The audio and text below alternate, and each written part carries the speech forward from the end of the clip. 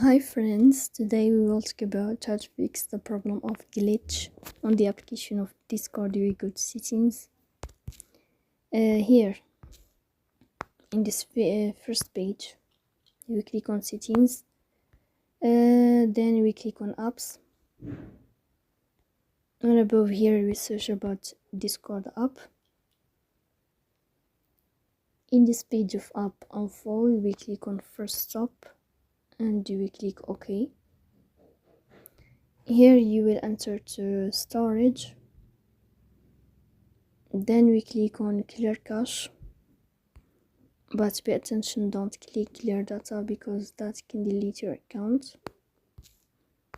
Here we go to Play Store. You will search on the app about the application of Discord, and if you find here update, then you can click to update your app. So please don't forget to support us.